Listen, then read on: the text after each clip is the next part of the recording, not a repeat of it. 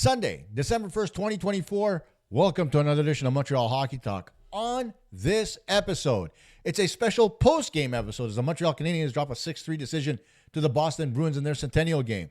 What happened? The Canadiens 3 points in 4 games this week, not near good enough to be able to move forward and say that the team is on an upward swing. Mistakes are being made all over the ice, and the shot output has been crap. We'll talk about all of that and more because it's time for Montreal Hockey Talk.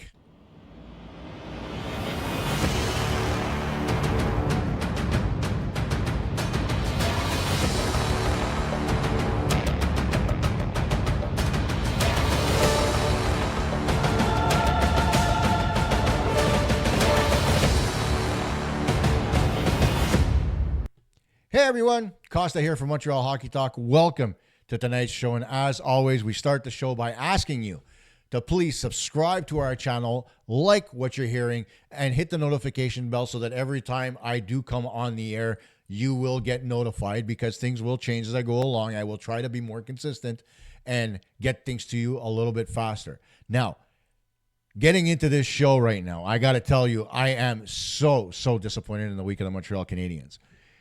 3 points out of 8, and you know, every game had a different problem, whether it's lack of goaltending, whether it's mistakes in the defensive zone, whether it's shoddy refereeing, whether it's bad penalty killing. We went through every phase of hockey with the exception of one thing, and that's that the Canadiens were still able to put the puck in the net. They did average 2 goals per game at least. 3, actually, in 3 of the 4 games this week. So what's the problem? Normally, if you score 3 or more, you tend to win hockey games, but the Canadiens are giving up way too many scoring chances. They're giving up way too many goals, and it's coming down to more of a player issue than it is a coaching issue. It's a decision issue instead of a systems issue or a concepts issue, right? Because there are things that are being done on the ice right now by the players that you wouldn't normally see. And this game today was the penultimate piss off because after the game was over, just personally, my wife came into the kitchen and says to me, "Honey, what do the Canadiens and the Titanic have in common?" I looked at her and I said, "Let me guess. They're both at the bottom of the Atlantic." And she smiled. And I didn't throw anything at her because I love my wife. But if it was anybody else, I'd have lost my freaking mind. Why? 1, because my microphone just fell on my face. And 2, because they're right. The Canadiens are at the bottom of the Atlantic right now, 20 games in. And, you know, we've got a .400 winning percentage. It's not so far off the 500 mark. And it's feasible to think the Canadiens can get back there. But there has to be some kind of a correction made. And it starts with the 2 guys between the pipes. They've been nowhere near good enough. And at the beginning of this season, guys, before the season actually started, I put up a podcast as I was getting everything ready saying that the Canadiens, did they really have a number 1 goaltender? Is Monty really the number 1 goaltender? And I got chastised. People were yelling at me, screaming at me, "Yeah, he's the number 1, blah, blah, blah." Take a look at the numbers, guys. Take a look at the performances. He's not. It is not normal that a franchise like the Montreal Canadiens can't find a goaltender who plays beyond just technique. Because right now, that's what you're seeing. Between Sam Montembeault and Caden Primo, you're seeing 2 goaltenders who rely mostly on X's and O's and where to be in their goal crease than the ability to stop the puck. When you look at goaltenders like Carey Price, and you look at goaltenders that we've had in the past, like a Patrick Roy, like Jose Theodore, etc., the one thing that they had is an ability to be able to make a big save and a spectacular save when required. When the rebound didn't go exactly where they thought it would go, they were able to still cover their own asses. Our goalies today can't do that. You know, you go back to Jose Theodore and that crazy save he made against Bill Guerin and the Bruins in the playoffs. Or you look at Carey Price and the save he made against Alex Ovechkin, where Ovechkin tapped his glove and then tapped Carey Price on the pad when Carey slid across and made a blocker save on him. I mean, those types of saves, try to think of the last time you saw one of those. They're hard to think about, right? And when you do think about it, you say, okay, they're few and far between. It's not as... It shouldn't be something that's consistent, right? But you never see them anymore. And I can tell you that, and comment put it in the comments and tell me if I'm wrong. But in your head right now, do you have the confidence to say that when a bad rebound happens, Sam Montembeault and Caden Primo have the ability to correct themselves? I don't. I've seen the rebounds from Sam Montembeault go right into the slot and in the back of the net in a heartbeat because his positioning's off, because he's not angled correctly, because he's kicking out his leg when he shouldn't be. These are all things that the top-notch goaltenders in this league know how to do extremely well. And the guys that aren't top-notch can do them occasionally. And we don't even see that on a regular basis from our goaltending. So that's one part of our team that needs to change. Kent Hughes has to make a decision about our goaltending. You cannot go through the entire season with this, because if it continues the way it is, you're not going to have any confidence from the goalie out. And so starting now, you need to make moves to bring up a goaltender or to trade for one. The market obviously is not that strong, but I can say with confidence that if you put Caden Primo on waivers, I don't think anybody's going to pick him up. And if they do, too bad. But based on what I saw in the preseason, I'd like to give Jacob Dobish a shot. He looked very good in the preseason, especially late, and because he was one of the last guys to go back to Laval at the end of the preseason. So he got to look at some pretty good talent at the tail end of the preseason, and he did very well. So I'd like to see him get a shot. And then that'll force the Canadiens hand to go out and find another goaltender. I know it's 2 years until Jacob Fowler comes to the National Hockey League, at bare minimum. But you still have to get through those 2 years. And it can't be status quo for the next 2 years. Sam Montembeault, obviously, with a 3-year contract, he's going to be around for a bit. And if he's not stopping pucks, obviously he has no market value. So I think the Canadiens, number one, should maybe dedicate a draft pick to another goaltender come this coming draft. And two, should look at their options as far as goaltending is concerned, because it can't, like I said, stay status quo. Then you look at what's happening as far as our defenseman is concerned. And, 58 giveaways in 4 games, guys. 58. 4 of them tonight against the Bruins by Mike Matheson. And Mike Matheson, sure, he came back, a couple of games ago, and he got a goal after he gave away the puck and made a mistake. And so you say, okay, he redeemed himself. Tonight, oh my God. The giveaways from Mike Matheson, who is a veteran on this defensive squad, were giveaways I would expect from a rookie when he's flustered. There would be giveaways that I would expect from Justin Barron, who was not in the lineup tonight because of the giveaways he was making last game. What in the world's wrong?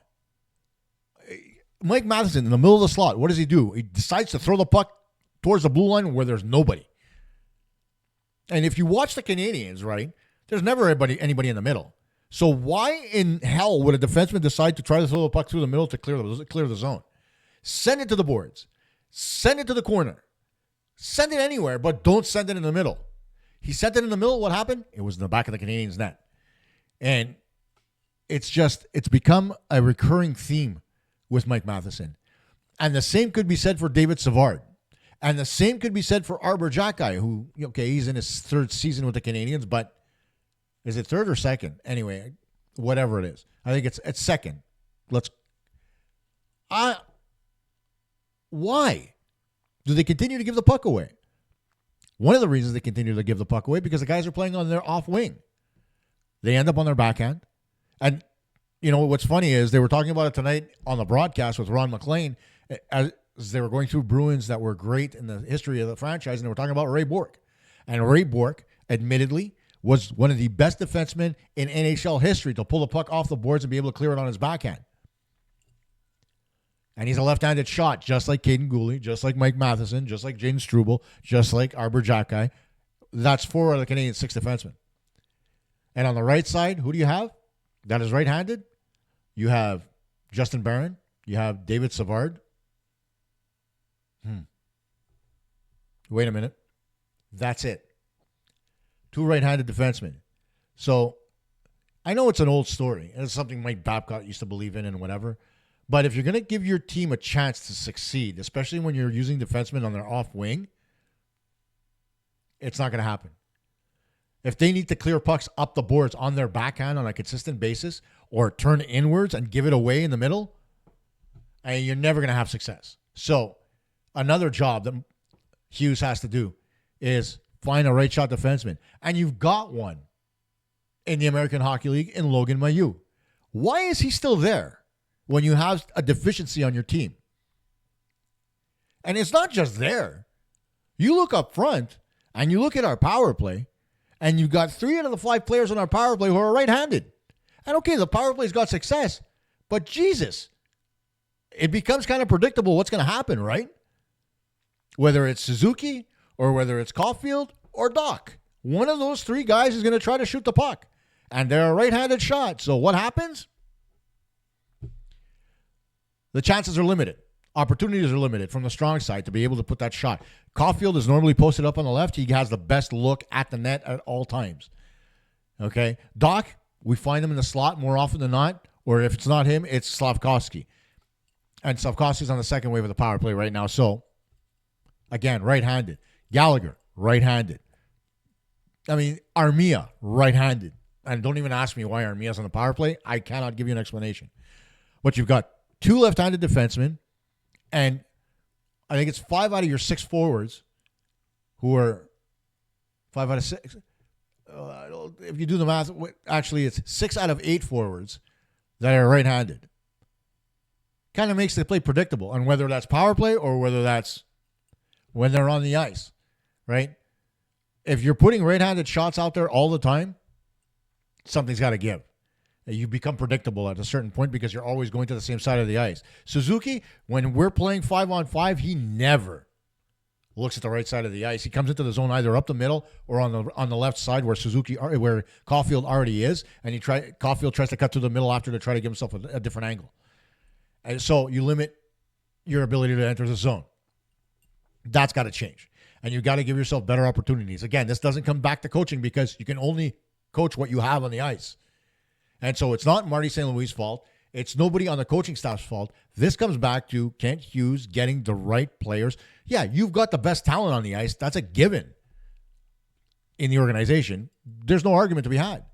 But when your talent is limited in what they're able to do, well, then maybe they're not the best talent on the ice. And you need to reevaluate your personnel in order to be able to give your team the best opportunity to win. Maybe that needs to be done by Kent Hughes. It remains to be seen.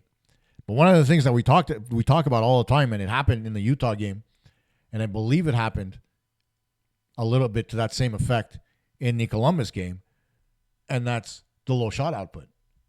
13 shots against the Utah Hockey Club. That's nowhere near good enough. Despite the fact that the Canadiens lost that game in overtime, 13 shots on goal. Think about that.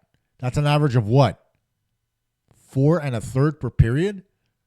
You're an NHL hockey team. You can't do better than that? And again, it's not about coaching. It's about who you have on the ice and shot selection. I just talked to you about limiting yourself on the ice, right? And that's what the Canadiens are doing. Not only because of the personnel they have and the type of shot that they have on the ice, but the fact that they don't play between the dots. All right? Anytime you watch the Canadiens attack the zone, and this is something that is etched in players' heads from the very beginning of when they start to play. Take the ice that you're given. And so teams will give you the outside every day of the week and twice on Sunday. Because shooting from the outside doesn't really lead to much. Especially when you're a team like the Canadiens who doesn't have any net drive. So normally the shots come in, they're one and done, and face-off. Face-off loss because the Canadiens obviously are not great in the face-off dot, and the puck is going back the other way. And you're playing defensive hockey once more. You need to get more rubber on net. You need to take a chance and get into the middle of the ice. Stop being these perimeter players. You're not perimeter players. Yes, this team is not overly large, but they are quick, they are shifty, and they are able to get into open space. There's a reason why a guy like Cole Caulfield can score goals. It's not just because he has a one-timer. But if you watch today's game where he waited and moved into the slot for a better shot, that's called shiftiness. That's called patience and poise with the puck. And the Canadiens have the talent to be that way. They are just not. And why? I don't know. It's hard to grasp, right, when you're looking at it. But when it comes to hockey, the one cardinal rule that I have with anybody, if it's a defenseman or it's a forward, do not play outside the dots. In the defensive zone, I encourage my defensemen to play inside the dots until a player ends up beyond the hash marks, and then you can angle him out. Because then you avoid him cutting towards the middle, like we see 1,000 times a game against the Canadiens, because they're playing outside the dots. All the guy's got to do is make one move, and he's inside, and he's opened up a gap on the defenseman in the Montreal zone, and they're getting quality scoring chances. Playing inside the dots, whether you're on offense or defense, it's going to help you long term. All right. The other thing the Canadiens need to do, and God help me for saying this again, is the fact that they need to cluster their play. And I know I'm repeating myself over and over again, but you watch games against Utah, you watch today's game against the Bruins, you watch the game against the Rangers, and what happens? The Canadiens do not control the neutral zone, and what happens is the other teams take advantage of it. The Rangers had the neutral zone at the beginning of the game last night, all day, every day. And then second and third period, the Canadiens took over that part of the ice, and they were more dominant and made it a closer game, right? Today against the Bruins had the middle of the ice all game long. The Canadiens did not control anything. Why? Because they opened up too far a gap between the forwards and the D, and all the Bruins did was sit in the middle in between. And they forced the Canadiens to make long, low percentage passes that never clicked. And yeah, the Canadiens got 29 shots on goal. And yeah, they got a couple of rebounds. But the Canadiens did not have consistency. And that's the one thing you're looking for. It's the consistency to be able to get the puck out of your own zone effectively up to the forwards and be able to rush as a group. Okay? Triangle attack. Again, we talk about it from a coaching perspective. You want to have odd man numbers when you're on offense, right? The only way to be able to do that is to attack one side of the ice with three players: puck carrier, support, secondary support, in every facet of the game, whether you're in your own zone or whether you're up front. You want to have those three things together. Everything's in trips. And so if you don't have that, which the Canadiens, you take a look, when they do have it, they get quality chances, right? They do it on the power play. That's why the power play is running at about 20% this year, and it's ranked, I think, 11th or 12th in the league right now. That's the highest it's been in a little bit of time. So kudos to on that for Marty St. Louis' coaching staff. But by the same token, at 5-on-5, that stopped happening. Why? Again, comes back to an inefficiency of getting the puck out of your zone with speed. This team is a transition team. It's not a physical team that's going to separate man from puck. It's a team that needs to generate speed through the neutral zone to be able to attack the zone and get the defending team on their heels. They don't do that because they go to the outside and it's one-on-none at that point, right? You get one-on-one coverage and nobody in support. And so if there's nobody in support, what happens? The puck's lost and it comes back the other way.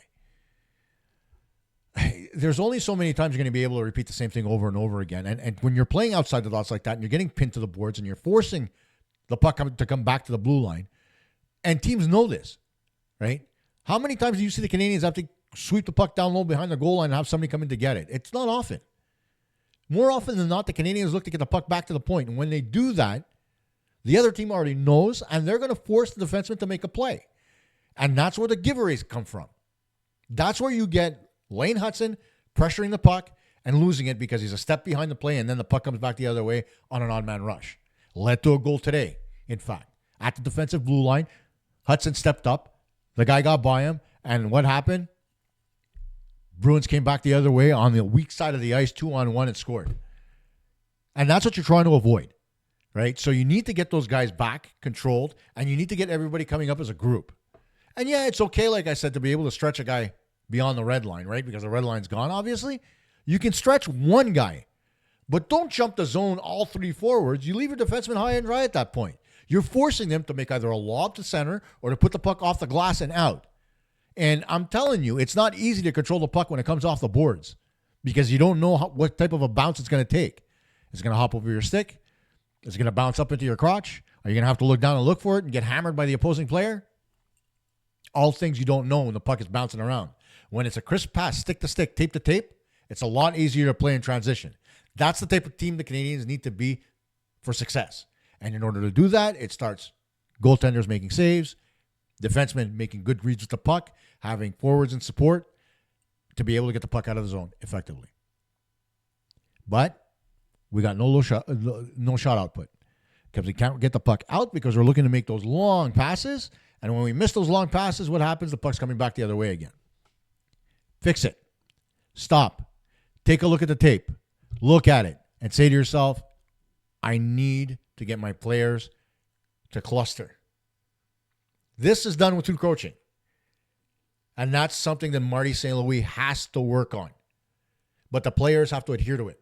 He can't say it once or twice and then the players will do it one game and then forget the rest. Because the one thing players are notorious for is doing what they're told in practice and then not applying what they've learned in games. It's the old adage is you need to repeat something 1,000 times before it becomes natural to a player. And the one thing you don't want to do to players is stifle their creativity, right? So you're going to go over it. You're going to explain it to them. You're going to ask them to do it. You're going to run a couple of drills in practice and have them go through the flow. And then when they get to games, coaches expect the players to just continue what they've been taught. But more often than not, they don't. So it's up to Marty to keep hammering it into those players and keep telling them, guys, this is how we have to break out. And it's not a structured breakout. You don't have to sit there and say, okay, one guy goes here, one guy goes there. F1 swings to one side, F2 goes to the other side. No. It's a natural breakout. The players get the puck, and then you see how the breakout forms on its own, right? With the single premise that you need two forwards in the defensive zone to be able to support the defenseman to bring the puck out. Two in the D zone, one in the neutral zone. It's a simple concept. The puck either goes to the middle for the centerman, up the boards to the other winger, or over to the other D on a D-to-D pass, and you reset, or it can go out to the stretch. 4 different options that you could easily have, which we never see with Habs. Take a look. It's very rare. You'll see it 1 out of every maybe 6 breakouts. You'll see a defensive forward in the zone ready to accept a pass. And that's 1. I'm not talking about 2. Get back to it. 2 forwards in the D zone to be able to support the D. Then when everybody's confidence is up, change it up a little bit if you want. Become more aggressive, but get everybody's confidence back. It's got to be structured. It's got to be taught. It's got to be structured. It's got to be continuously drilled into the players. And then once the players get used to it, it's going to become second nature. And then you can sit back and put your arms behind your head and say, you know what, I did my job as a coach. But that's not what's happening. So get all those things out of your own zone done. This way the puck's not in the back of your net. It's in the other end of the ice. More shots on goal from between the dots. Simple, honest hockey. That's all the Canadiens need to do. Whether or not they do it, it's a completely different story. Next, let's talk a little bit about the penalty kill because it hasn't been great of late. Now, obviously, one of the biggest problems is what we've brought up before, and that's the fact that the goaltenders can't make a save if their life depended on it. But the second problem in all of that is something that's called fronting. And it's a strategy that was employed by coaches during the old trap days. And it's something that, guys like John Tortorella continuously pushed on their players because they didn't want to be in odd man situations. And the thought about fronting is that the defenseman, if you remember back in the 70s and 80s, guys like Chris Pronger and Scott Stevens and Larry Robinson, all these big defensemen used to sit in front of the net and hack you behind, with their stick in the back and, try to get you out of there. And then when we had the whole lockout and the obstruction penalties came in and cross-checking in front of the net was being cracked down on, what happened was, in order to avoid those penalties and to get maybe better positioning and a better defensive posture, coaches decided to have their defensemen play in front of the opposing player so that you had defenseman, opposing player, and goaltender behind him. And so they left that last player in front of the goalie on the penalty kill to the goaltender. Only one problem is that nowadays the goaltenders can't do anything as far as what guys like Hextall used to do. And that's, hit a guy behind the heels or, jam a stick into his knee and get him off balance and push him out of the way or jab him with the blocker because they take penalties at that point. So now the goalie is left to his own devices. He can't come out of the crease because if he does and something happens, you're out of the crease, you're up Schitt's Creek without a paddle. So there's no option for the goaltender. So why do teams continue to front? I can't understand it myself because it doesn't work. You watched the 2 power play goals from the Rangers last night. And what happened? Chris Kreider was standing all alone in front of the goalie and nobody there to do anything about it. And what happened? Montembeault couldn't see the puck. He would look right, the puck would go in left, and vice versa. at that point, you got to say to yourself, you know what? I got to fix something because fronting's not working for me. The shots are getting through. And that's the biggest part about fronting is that you're expecting the shots to be blocked, right? But the Canadiens are not blocking as many shots as they should be. So what happens? The shots are getting through. The goaltenders are not seeing them, and they're ending up in the back of the net. And yeah, is it part of the goaltender's fault? Sure, because you should be able to see around the screen, right? More often than not. And the other part of it is you should be able to, I wouldn't call it guess, but estimate where the puck's going to go depending on where it is on the ice and who's in front of you, right? Your position is, let's say, for example, I'm Sam Montembeault and I'm up against my post and, I've got Chris Kreider in my face. What am I going to expect? 9 times out of 10, I'm going to expect the shot not to come to my right on the short side, but I'm going to expect it to go to my left, to my glove side. So, where do I peek? Peek left. Don't go right. There's no need. Because the shot, you've got that angle covered. Peek left. See around the player. If you see the shot coming at you, then you know, right? Play your percentages when you're being screened like that as a goalie. And the Canadiens are guessing wrong more often than not. That comes down to the goalie coach. Something Eric Raymond has to work on. But the most important part of it is I don't like fronting. I know on the penalty kill, you're short one man, you're trying to create, the opposing team is trying to create odd-man situations, and you're already on one, right? And on the power play, the rule of thumb is to try to create 2-on-1s in different areas of the ice.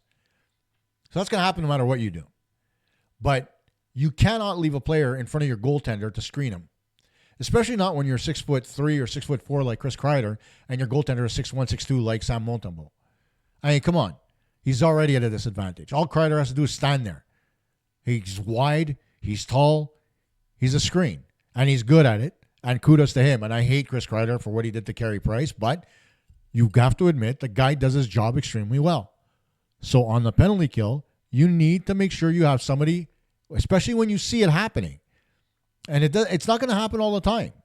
You're going to get in there. You're going to push him once, twice. Kreider's going to get out of the way. He's going to come around. He's going to try to get back. And it's going to change constantly, right? He's going to rotate in and out of that position in front of the net depending on where the puck is. Puck goes to the point. That's when you see Kreider swing into the front of the net. If the puck's not at the point, he normally goes in below the goal line or up into the bumper position. So what does that mean? That means that the Canadiens need to pressure the guy at the blue line so that he doesn't take the shot from the point and use the screen.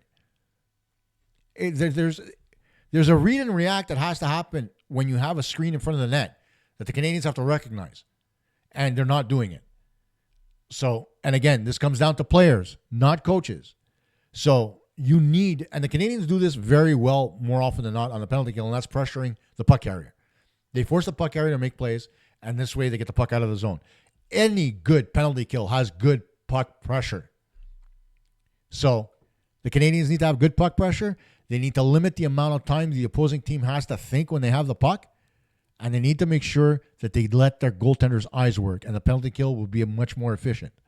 It was a problem this week. They got to get back to basics. Get that puck pressure out there. It's the most important part of it. The minute you can pressure the puck, you'll have either a mistake made by the opposition or a turnover happens along the half wall or an easy shot comes in and your goaltender can make an easy save. But if you don't do that, you end up with 2 power play goals behind your goaltender without him ever having seen the puck. Now, there's 3 games left this week, right? Where did we see that? Coming up, we've got 3 home games. Thankfully, they're back home. One against the Islanders, 1 against the Nashville Predators, and 1 against the Washington Capitals. And these are never easy games because the Islanders always play the Canadiens tough. And it's Patrick Waugh coming to the Bell Center, so you know that his team is going to come to play. Recently, Patrick Waugh talked about how much he loves his players and how much his players react well to his coaching.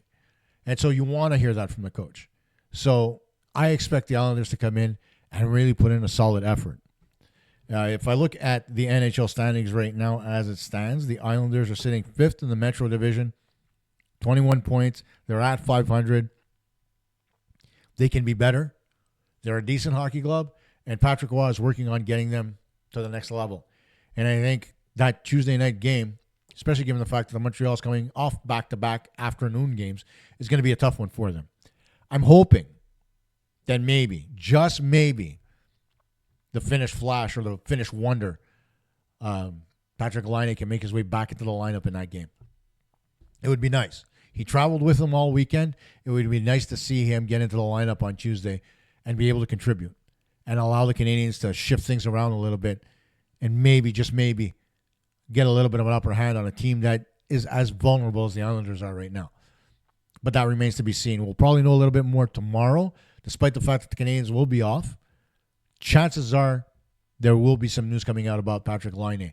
Whether or not he comes out on Monday, I don't know. Maybe.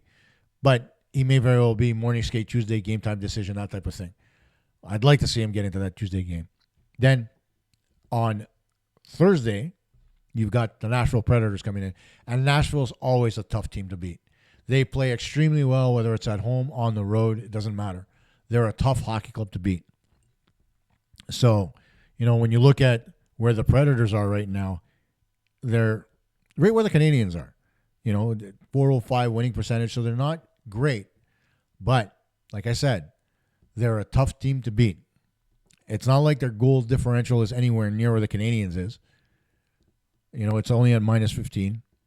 UC Saros, if he's in there, is a very good goaltender and could steal a game, something the Canadiens don't have, right? So it's going to be up to the Canadiens to get on the board early, often, and get into the Nashville Predators' heads, because the Preds, the one thing they have problems with is playing from behind. And so hopefully, instead of the Canadiens being scored on first, they can actually score first and get into a positive position against the Nashville Predators. And then comes the toughest game of the week. That's going to be Saturday against the Washington Capitals. Other than Charlie Lindgren scoring on his own net the other day, the Washington Capitals are playing inspired hockey. Right now, they sit third in the Metropolitan Division, 27 points, 13 wins on the season, and an Alexander Ovechkin who looks like he's rejuvenated. And you know that Ovi loves playing in Montreal. So, goaltending-wise, I'd look to see probably Montembeault get at least 2 out of the 3 starts, maybe all 3. Just to give Caden Primo a little bit of a break so that he doesn't, shit the bed. They may give him the game against Nashville because of the fact that Nashville's record is not great. But you want to get off the schneid, ride your number one, right? That's what they always say. And Montembeault is the Montreal Canadiens' number 1 goaltender. But, they've still got John Carlson played good hockey. Tom Wilson is always a pain in the ass. Alex Ovechkin is scoring goals, and he's most likely going to beat Wayne Gretzky's record this season. So, what is there to say? By and large, the Canadiens need to just simplify their game. Control the middle of the ice, as I always say. The neutral zone has to belong to the Montreal Canadiens. They have to play in a cluster and be able to clear the zone, not just defensively, but offensively, and come in as a group. And the other thing they need to do is they need to support each other. Right now, that is the one thing that is missing from Montreal. They don't support each other. They end up, stretching the zone or, just not making the right reads, losing the puck, and the giveaways have to stop. You can't be in double-digit giveaways every game and expect to win. And they've been in double digits all week this week. So limit the giveaways. Make smart decisions with the puck. And let's see what happens.